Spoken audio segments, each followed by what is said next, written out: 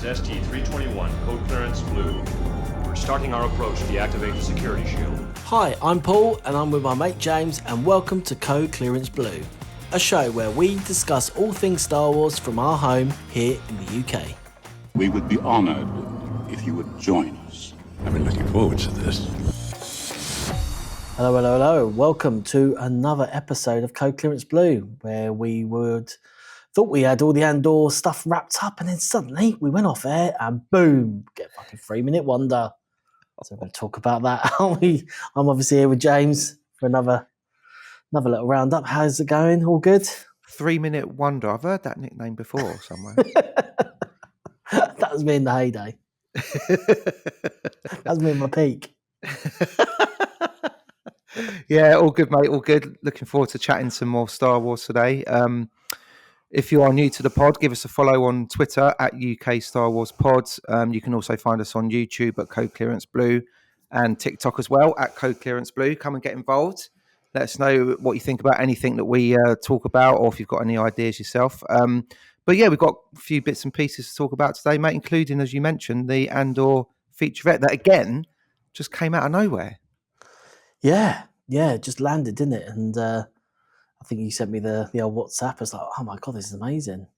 Loads of new shots to look at, loads of sort of potential little storylines, loads of sort of tie-ins with other things and rumours. So yeah, got it all to sort of discuss, really.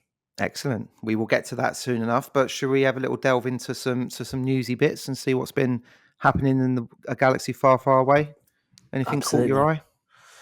Well, so it seems like they're doing quite a bit for Andor, and on this Thursday coming up, they've got a live sort of YouTube stream, I think, haven't they? Was it with the writer, with Mr. Gilroy. So I think it was around about 7 or 8 o'clock UK time in the evening, about midday sort of Pacific time. So that'd be quite interesting because they've never done a Q&A before, have they? Don't think not like this. I don't think where it's specifically with the showrunner ahead of time. Yeah, I think that's something that's a bit unique. So definitely be worth tuning in. And that's on YouTube, you say, yeah?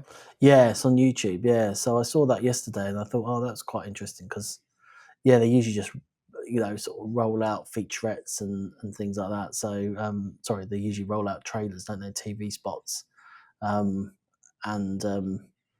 yeah, so to have like a little bit more of a community interaction is quite good. I think that's sort of step in the right direction. I mean, how is it going to go? How much, whether they sort of control the comments, or, they must have someone's like, yeah, all right, yeah, yeah,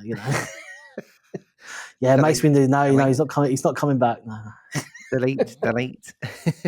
yeah, Mace isn't coming back. He's not. He's not coming back. So, you got to be some special kind of person to go on to like an Andor Series 2 Q&A with showrunner Tony Gilroy to moan about the Acolyte, though, didn't you? Yeah, that's right. In The Last Jedi. So, I have two problems with Solo. Now, let me start with number one. Will he be featured? Yeah. Will Jabba the Hutt make an appearance? Yeah, yes or no? Yeah. So, okay, that'll be good. So 13th of March. So at time of recording, that's in a couple of days. But I presume they will just leave the recording up anyway. So go and check it out if you are excited for Andor Series 2. Should be quite an eye opener, I would say. Yeah, definitely. What about yourself? Yeah, I've seen a few bits and pieces. So some financial bods over at Forbes have put together a little article. Disney have released kind of like a little graph about the 5 films and Andor and the Acolyte in terms of budget and whether they were sort of over or within, basically. Okay. So one of the 5 films came in under budget. Would you hazard a guess at which one it was? One of the 5 films came under budget. Yeah. Well, Rogue One got reshot. I know that I reckon, what about the third? What about Rise of Skywalker? Ding, ding, ding. Got it in one. Nice. Yeah, good work. Good work. There's no actual figures, but basically the Rise of Skywalker came in under budget. And they reckon part of that was because, like the whole creation process of that film was so condensed, because it was just kind of like, we need a director, we need someone to get it out by December the 19th, etc. So December the 2019. So one of the editors gave an interview a couple of years ago, and she said that there was just no time to have anything extraneous. It was like, we've got to do this and this and this and just get it done. So, there was like, they did a little bit of reshoots and stuff, but there was no faffing around in post-production. Everyone knew what they needed to do. The editing just got done like bang, and that was it. And she kind of attributed that towards the fact that they didn't spend as much money on it. So I was like, that kind of makes sense. Yeah, because I know that only by watching I remember the behind the scenes of The Last Jedi, that they kept, talking about budgets and going over budget. The producer, I remember that, sort of talking to Kathleen Kennedy and that behind the scenes, and she's like, "Oh, well, if we could keep it on budget, that'd be good," It's just like, we've gone over budget again today. Yeah, Ryan, you're gonna have to slash a little bit of some scenes. So, well, we've got to go island. Do we? Do we really? Do you have to go to this really remote island in Ireland? Can't you just go to the west coast? I would just move the surfers out of shot. Can't we just doing that bit of hill over there at Pinewood? Oh, that's Yavin 4. So I think, and Solo had reshoots, didn't it? Because obviously what happened with the directors, and Rogue One had reshoots when Thingy sort of left and they redone the ending. So and I'm sure Force Awakens was proper tampered with. So that's why I came up with that. No, that's fair. To be fair, mate, you're pretty much spot on. So Rise of Skywalker was under budget. Actually, The Force Awakens was what they call within budget. So basically, it was like almost spot on. Yeah. But the other three, Rogue One, Last Jedi, and Solo, all went over budget for some of the reasons that you've already displayed out there. So yeah, I just thought that was quite interesting. The 2 seasons of Andor have both come in within budget, and Acolyte went over budget, which I think we already knew because they spent like $250 million on it or something, didn't they? So yeah. I think that's the primary reason it's been cancelled as well, despite what people might say online. But so no, I thought that was quite interesting. Keeping on a money tip, we love an auction on this show, don't we? Yeah. Here we go. We love an auction. There's another one taking place fairly soon. I can't remember the date, but the company is called Prop Store. And they've got a couple of items that caught my eye in an upcoming auction. The first one is Luke Skywalker's medal from A New Hope. Really? Wow. Yeah.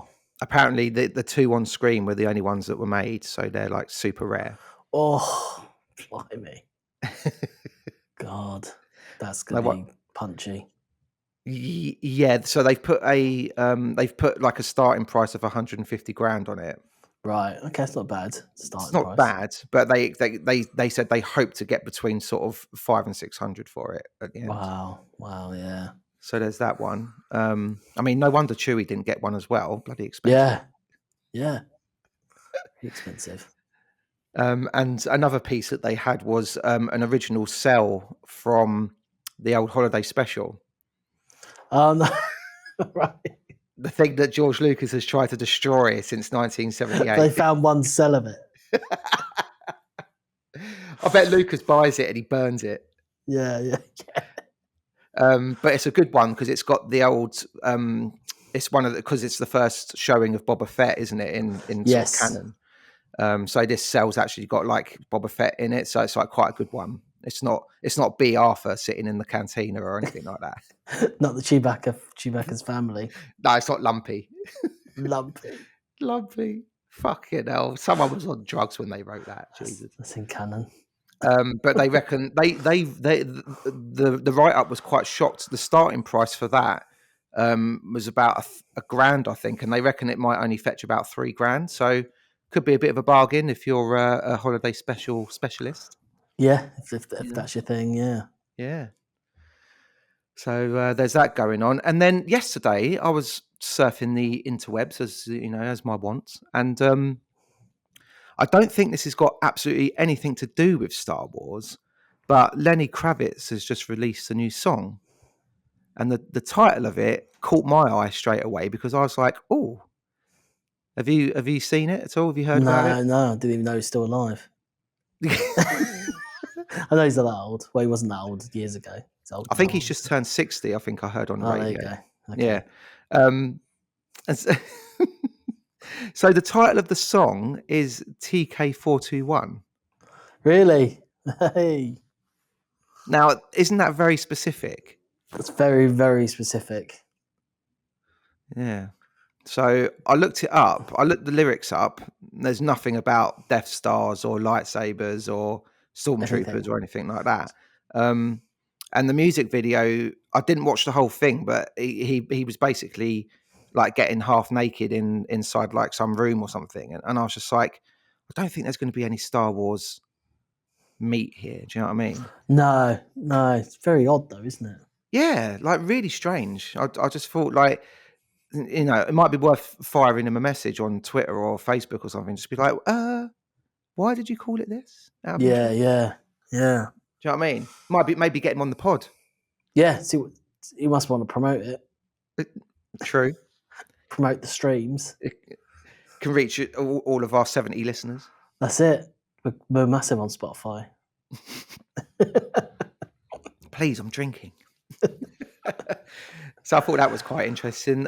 Yeah, was there anything else on your end that you've seen on your travels? Well, so Sunday actually, there's a couple of things. So yesterday I saw that Favreau was at South by Southwest, which is that right. sort of technology, like sort of innovation, and he revealed sort of these droids. Did you see the droids with you know, the little guys from, I can't remember their name, they're in The Last Jedi, and no, they're in Skywalker, Rise of Skywalker, and they're also in Mando, aren't they? Those little ones with the little voice who fix droids. Yeah, these aliens, you mean? As aliens, yeah, they're the ones. Yeah. So these sort of robots came out with these aliens on. They're all sort of animating themselves, and I was like, "Oh wow, look!" You know, obviously, and they're going to be in the Grogu Mando film. Okay. Clearly, going to be in old Tatooine, aren't they? You know, they've replaced the nose droids or whatever. You don't think we're going back to Tatooine, do we? Of course we are. We need a new ship. Or, you know, the new fighter's going to need fixing. And old Annie's there. We're going to need some petrol. Let's go and stop by the only place in the galaxy, apparently. That's Boba Fett's there. Boba Fett's there. Good shout. He's going to get involved. So, yeah. That was quite interesting. So the first characters, obviously, apart from Mando and Grogu, they're going to be... Are they the ones that looked like BD-1 from Jedi Fallen Order?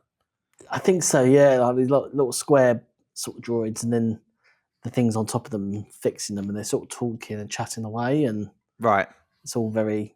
I didn't read sort of the technology behind it, which is obviously what they're there for, and why they're being revealed. But yeah, so it must be something clever around that. So, you know, the fact there's probably like loads of AI going on, that it's all automatic and no need for puppeteers anymore.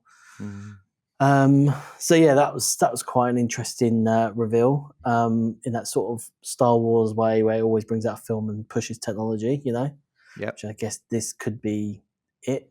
And then on Sunday, I was meant to be going to a Lego show with like the family and stuff, but it's like a Lego convention. It was up in London, just in a hotel, like in a big convention thing.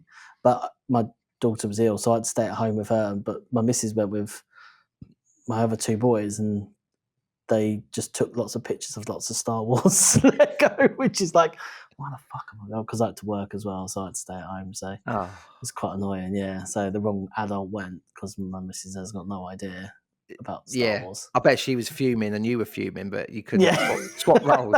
and my older one, he was really getting excited because he saw the Boba Fett minifigure, which was £200. This guy was selling it for, yeah. £200? Yeah, for one of those, mate, those minifigures, like There was one on there, you know, the aliens in Toy Story? Yeah. Geez was selling it for 10 quid. I've got fucking 3 of them in the bottom of a box. Fucking sweet. Yeah, 10 quid. That's Those your retirement minifigures. fund. There you Yeah. go. Those minifigures, mate, they getting some big money, especially the Boba Fett ones. Yeah, but the thing is, like, they give them away on the front cover of the magazine every month, Yeah. or every 2 weeks, or whenever it comes out. Yeah, because they sort of stop them, sort of discontinue them. Same with the sets, like the Lego sets as well. Like one of them, like my other one's got like a Sonic the Hedgehog one, like a Dr. Robotnik one. That's sort of been stopped, and then he's like, this guy was selling the set for like fucking 60 quid. Wow. Yeah, in a I mean, box. so was it an actual Boba Fett, or was it like Mandalorians?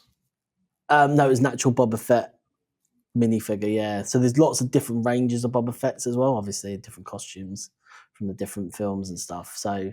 Oh, nice. But yeah, like if you look online, like the minifigures, like some of the guys have got all these minifigures, just crazy. There's just thousands of different variations of like troopers, because obviously there's different variations of different death troopers, clone troopers, you know what I mean? Like different colours and all sorts. And some of them were rare, and some of them were only in one set, that kind of shit. So it's like. Yeah, and like some of them like got rare lightsabers with them, and oh my god, it's just a whole nother world of rabbit hole that you can really go into collections. I mean, because I've heard about these special sets that only literally get sent out to like employees and stuff that have got figures in that collectors are like so desperate to get after and stuff. Yeah, some of them they bring out sets that they only sell in the Lego store. So like, there's a massive queue. The one in London, for example, when they bring out a new because some of them would just be exclusively for that store, for stores only. You can't buy them online. So everyone obviously buys them and then puts them online. Of course. I bet at Lego HQ they've just got like pots and pots of Boba Fett's just sitting there doing nothing. Sitting there, yeah. But just fucking feeding it. Mate, that's crazy, isn't it? But still, rummage through those toy boxes, people, because you never know. Little Billy doesn't play with his little Lego figures anymore. You could be making a mint. Totally. I went to a convention a couple of weeks ago now.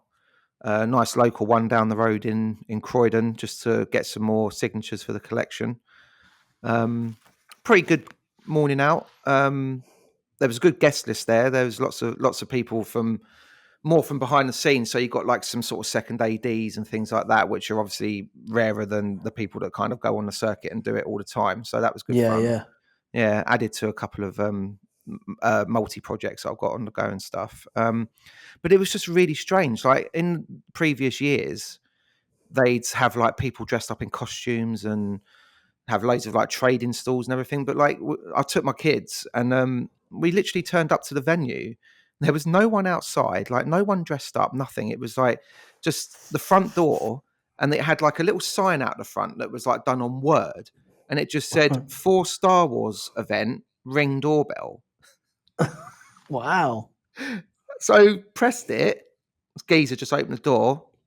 Did the little eye come out?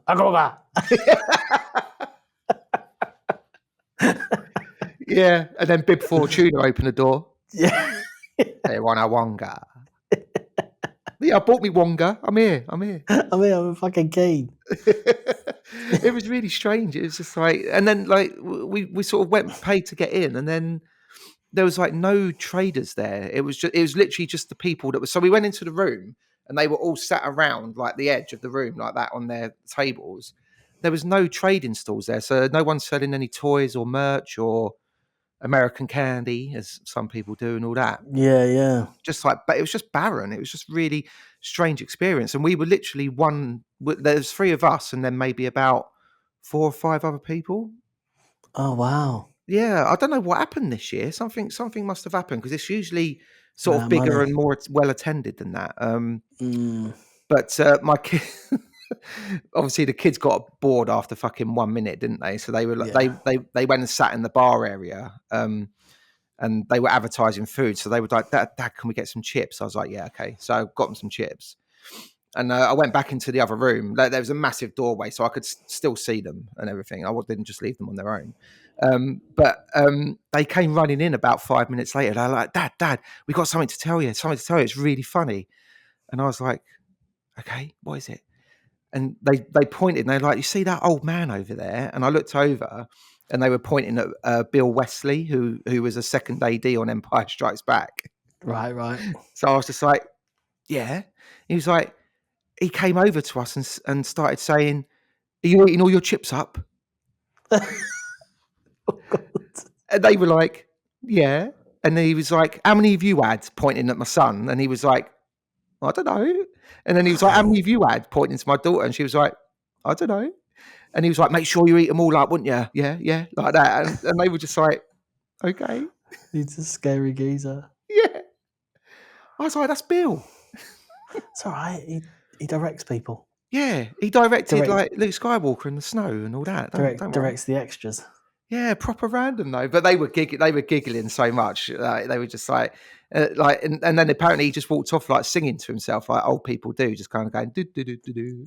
Nice, the old people theme tune. Yeah, love it, love it. But at least it brightened the morning up for them a little bit anyway. So cheers to Belle Wesley for making sure my kids were eating. Nice. Yeah. Oh, good stuff. Well, was it good generally though?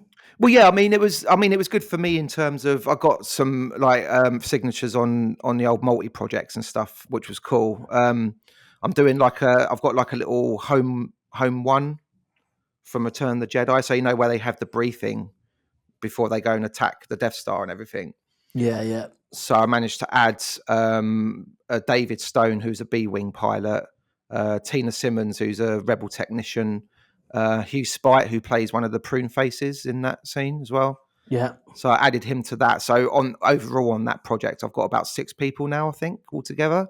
Nice. And there's a few more coming up this year as well. So I'll be able to get a few more on there.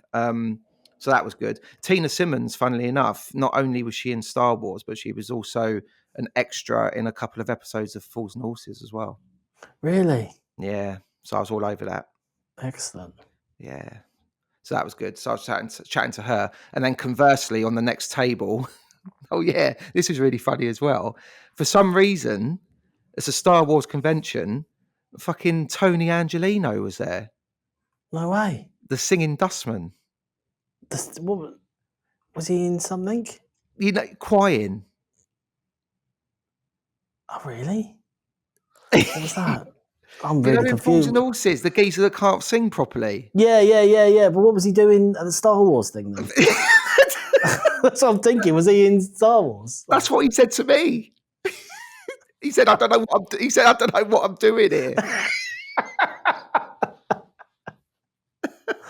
Oh my God, the confusion. So basically what happened was like they were going to try and do kind of like a best of British kind of event. Right. So it was going to be film and TV people. But I think in the end, they just like condensed it down to just Star Wars, but they must have not told, his name's Philip. They must not have told Phil, and he just like bowled up on the day, and he's just standing there with his photos of Tony Angelino, and then there's no one else. Tony Angelino.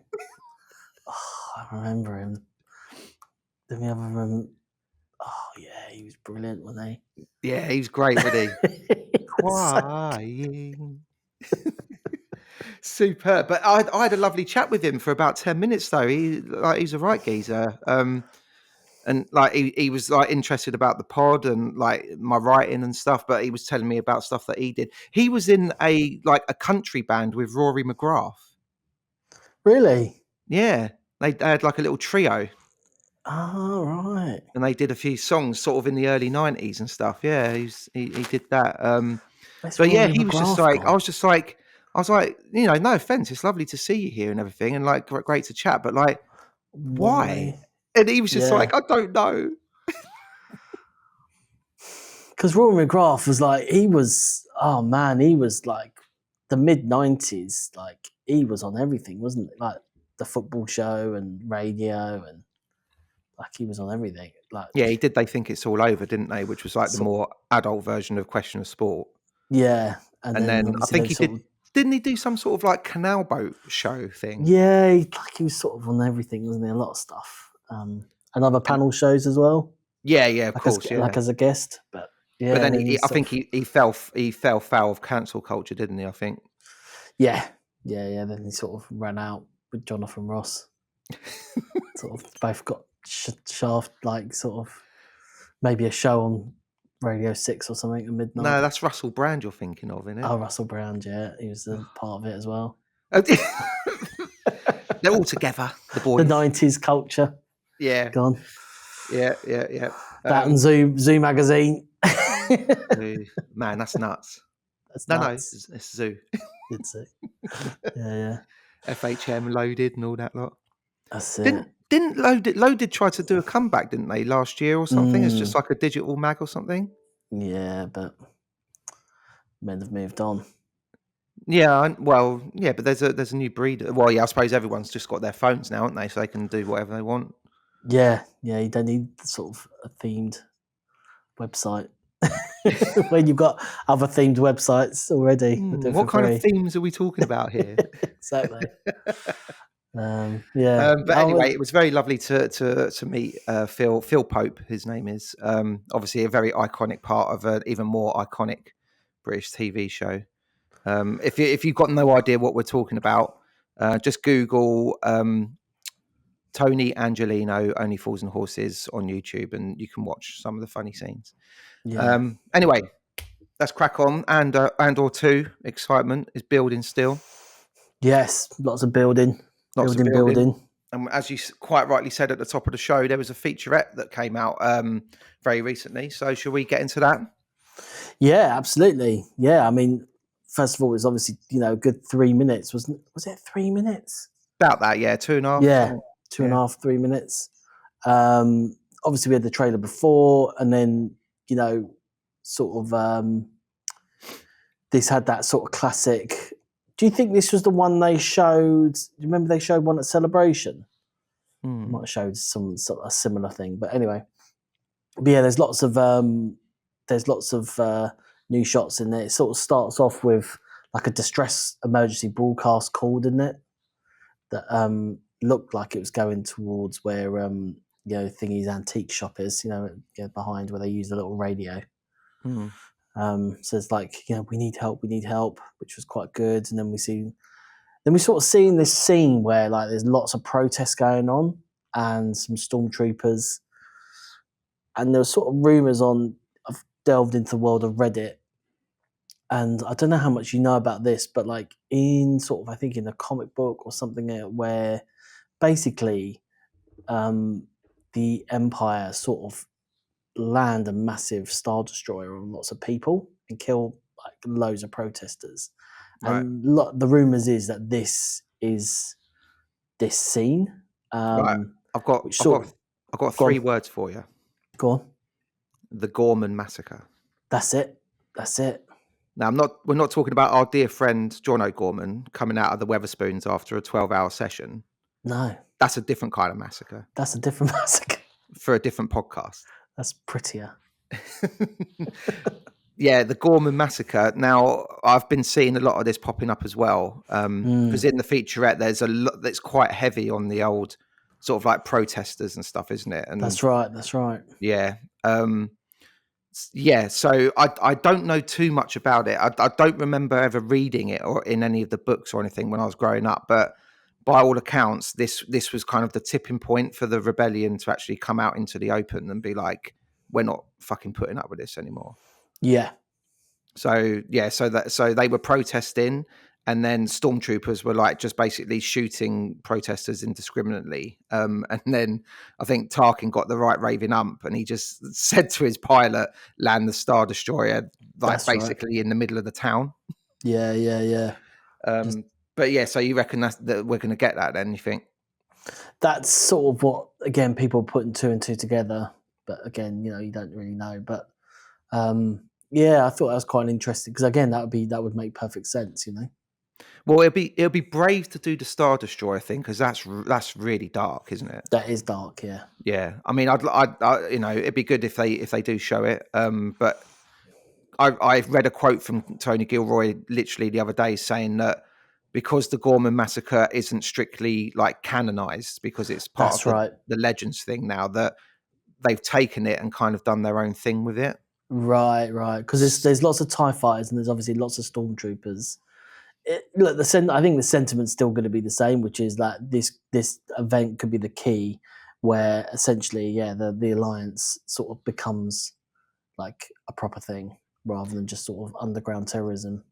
Yeah, I agree. I think this will be the tipping point for them to be. But like, all the main right, characters are there as well. I think Cyril's there and Andor's there. You know what I mean? Like you can see them all. Like there's different shots throughout the featurette where they're in that location. You know. okay.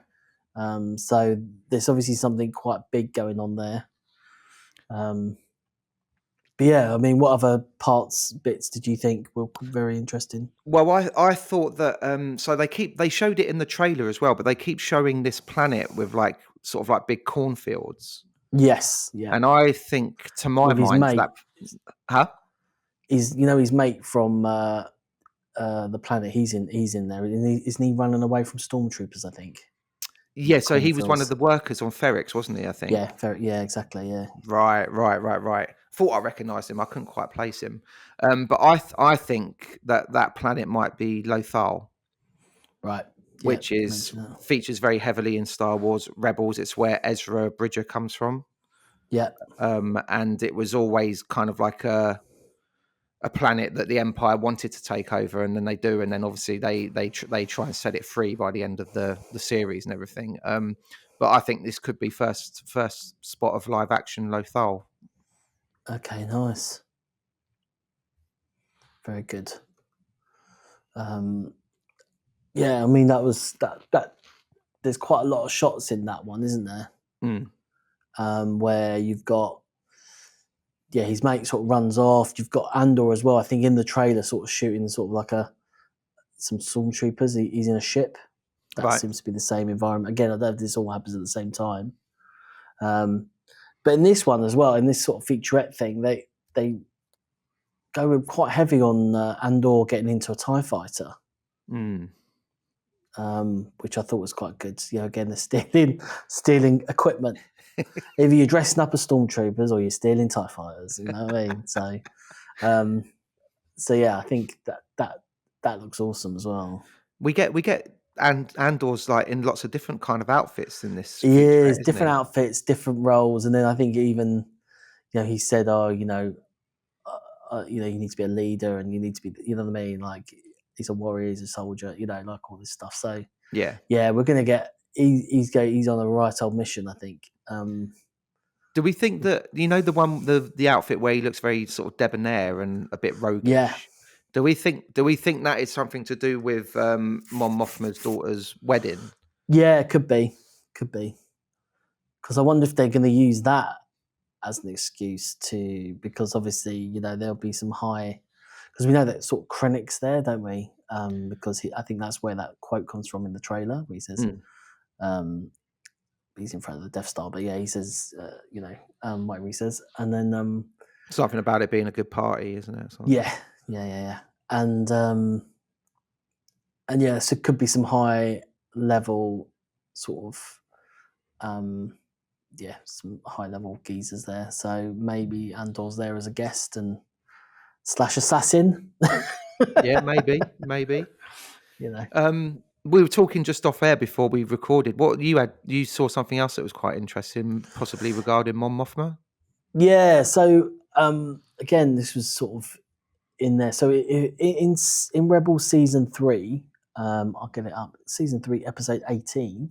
It's called Secret Cargo. Mon Mothma. This is when she just escapes, but basically this is when she leaves the Senate in this episode. Just happened just before she leaves the Senate. She said, "I'm not putting up with any more of this. You're completely overtaken." So she's now being hunted down by the Emperor, and the ghost ship rescue her from her ship, and then hide her, and then they take her to Dantooine. Which we gets a little mention. So yeah, I didn't know whether this will tie into we see some Rebel characters, because obviously we saw them in Ahsoka and Mandor, We and could- whether they're going to be sort of which would make perfect sense. It's the right timeline. They're all on the same mission. It's trying to trying to create an alliance of various rebel factions. So yeah, I'm started watching all that again because I thought, oh shit, this is going to reference. This is all going to be tied together a bit more here. Yeah. No, I recommend watching Rebels to anyone who's into Star Wars or even just decent sort of science fiction adventure, because it is really good. It's not really a cartoon for kids. So you might think that we might get maybe a live action recreation of sort of Hera and Zeb and that lot helping Mon Mothma escape. Yeah, basically, yeah. So so the scene's pretty. Yeah, it's quite quick. They because like they're moaning about like, oh, we're on a secret mission, but we don't know who we're picking up and what cargo we're getting. Right. And then suddenly the Empire come out of hyperspace along with the rebels and sort of start shooting it all. And then she escapes the main ship and onto their ghost ship, and they sort of deliver her. So that is quite brief, sort of her talking. But yeah, she sort of explains like, I had to leave the Senate. What I'm seeing there is now just complete and utter, sort of out of order. And so that's when she sort of really leaves it. And I think this is what will happen during this series as well. She'll leave the Senate because obviously we see a Senate picture, don't we? Yeah. Senate scene. So I think that could be. So we never see that scene in Rebels, I don't think. Might have done. I don't know. I can't have to watch it again. But yeah, so. Yeah, that's really interesting. It'd be super cool if we do get a couple of scenes with like the crew of the Ghost helping her escape or something, or make, because we know like Hera becomes part of like properly like ensconced in the Alliance as time goes on. Yeah. Because obviously Ezra disappears and Kanan passes away and Sabine like goes off and does her own thing and stuff, and Zeb obviously goes into it as well because he's in Mando, isn't he, as like a a pilot for the New Republic or whatever. So yeah, no, that'd be really good. I'm all up for more political intrigue with like Mothma trying to duck and weave and keep out of the firing line and stuff, and the Emperor maybe giving some orders like to hunt her down and all that sort of thing. That'd be good. Go on, Karen. No, you Karen. You can. I was just going to say, just going back to Dantooine, be quite interesting to see if we actually get to see that, because it gets mentioned in A New Hope. Yeah. As where an old rebel base used to be. And there's a shot in the official trailer, which came out before the featurette, of a couple of like sort of dead bodies laying inside like an archway that looks a bit Yavin-esque. But could that be Dantooine though, maybe? Yeah, it could be. And they've got to move on from there because they've been discovered or whatever. Yeah. And also go back to the Rebels, is Grand Admiral Thrawn is in there as well. He's trying to capture Mon Mothma. Right. In this scene as well. So I thought, oh, hello, might get him involved as well. Oh my God, we're all going to get, which would be interesting.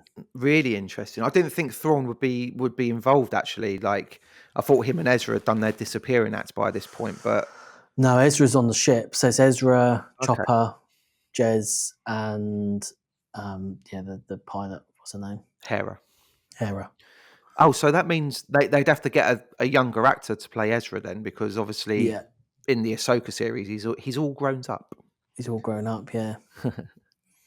Interesting. That's cool. So yeah. So I thought that'd be quite good to sort of see them involved as well, because I mean that's what this is all about, really. It's about, I think maybe that's Andor's sort of mission. Andor might be connecting all these different groups together, right? Because you've obviously, which we still know by the time Rogue One happens, they still haven't got the true alliance. Do you know what I mean? Because you've got Soul in Jeddah, isn't he? On his own, doing his own thing. Still, and that's so. Yeah, he's still on a sort of more of a terrorist. But the guy in there, who's part of his crew. Did you see? He's in the trailer. He's in the featurette as well. Yeah.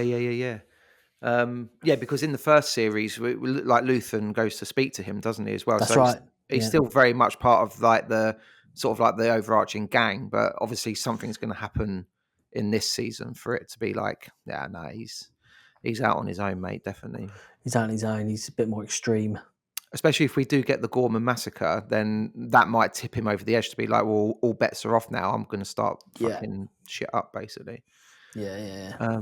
Apparently, I did read that the Gorman Massacre is gonna take place over 5 episodes or something. Wow. Yeah. Be that whether the actual whole thing or like the beginning and then the actual thing and then the fallout of it, I don't know. But I mean, they said 5 episodes out of the 12 because that we're it's getting. blocks of 3, aren't there? Yeah. So I mean, someone said the other day, and they're fucking right. It's a movie a week. We're getting a new film every week for 4 won't someone weeks. think of the podcasters, please? What are we supposed to do? I've got to take the fucking time off just to take all this in. Sorry, boss, I won't be coming into work today. I've got to review episode 2 of Andor. All right, sorry. I've got Andorism. I've got an Andorism. Brilliant. Yeah, my brain is mush. But yeah, I mean, it's unbelievable, isn't it? You know, you're gonna have a film a week for 4 weeks. Yeah. You know, essentially, I mean, probably longer than a film. I don't know. It's probably gonna be like fucking 2.5 hours. Oh god, this is gonna be a nightmare scheduling it all in to even watch it, let alone review it. And then not only that, we've got Celebration we've got the Celebration as well, and then we've got fucking Revenge of the Sith at the end of the month. I'm like, oh, for fuck's sake, why can't you spread this shit out? Oh, Revenge of the Sith comes out the day after Andor begins, doesn't it? Yeah. So you got it all mixed together. I'm like, fuck. Jesus Christ. Well, have all that Star Wars news is Celebration as well. Mate, just to warn you, everybody, these pods are going to be fucking 5 hours long as well, aren't they? You know, the amount of news they have, you know, and reviews. I mean, we'll be doing a pod a day. Mate, get involved at Twitter, on Twitter at UK Star Wars Pod, YouTube at Code Clearance Blue, TikTok at Code Clearance Blue. It's going to be madness. Luckily, we've already seen Revenge of the Sith. Yeah. That's true. We'll talk about it in June. Once all this has died down. Has anyone heard of a little film called Episode 3? Yeah, when there's nothing going on for another 6 months. Yeah, it's going to be nuts, isn't it? It really is. Yeah, well, I'll be seeing a lot of you then. Yeah. Beautiful. That's it. Beautiful. Might as well build a podcast studio now. Yeah, might as well, mate. Get some backdrops and stuff. Get some backdrops. Yeah, happy days. All right. Well, I mean, I think that's good. That's whetted the old appetite, though. I'm definitely super excited for this, and I don't know if they need to keep like revving people. Well, I think across the board, this is the thing. This and Rogue One have been the things that everyone's kind of agreed that has been decent so far. Yes, out of the old Disney stable, innit? And season 1 was launched, obviously. You know, it was but it wasn't to this level. You know, it wasn't launched to this level. And it's, to me, like, yeah, they're really ramping it up. They're really trying to get the subscriptions going because they're like, adults will like this. This is, you know, a good drama. It's not too Jedi-y or anything like that. Do you know what I mean? So, yeah, they're really, really ramping it up. Yeah. Quick sidebar, Disney Plus. Really, really, I've started watching a new drama on there called Paradise. Oh, yeah. Fucking hell, mate. I'm only 3 episodes in. The amount of twists and turns already, I'm bamboozled. Really? Honestly, the first episode, you're like, okay, this is going to be a very linear kind of like special agent working with the president, and something happens and you're like, okay, I know what's going to happen, kind of thing. Like you kind of know get a sense for what's going to happen. And then at the end of the episode, they do this massive twist where you're like, what? Really? Yeah. And then, so I really recommend, I don't want to spoil it, but it's kind of like a thriller mixed in with a little bit of sci-fi, but not like lasers and space and stuff. It's like kind of more to do with like technology and the future of Earth and things like that. And I really recommend it. Go and watch the first step if you've got 45 minutes, and then, you know, if it doesn't stick you in and hook you, I'll be very surprised. Okay, that's good. Sounds good. Yeah, really good. But anyway, that's my plug for Disney Plus. So you get a few subscribers. Yeah, totally. Good stuff. Well, who knows what will happen next week? a new movie, probably. Still got just about a month to go, really, haven't we? Yeah, it's like just over a month to go, isn't it? So yeah, I'm gonna have to start limbering up. I'm gonna watch more telly just so that I'm in the zone to watch 3 episodes a week. You know? Yeah. Well, I'm gonna watch basically around season 3 of Rebels just to remind myself and just to see if this is the sort of the timeline we're talking. That's a great see shout. what hints there are, and we can talk about that.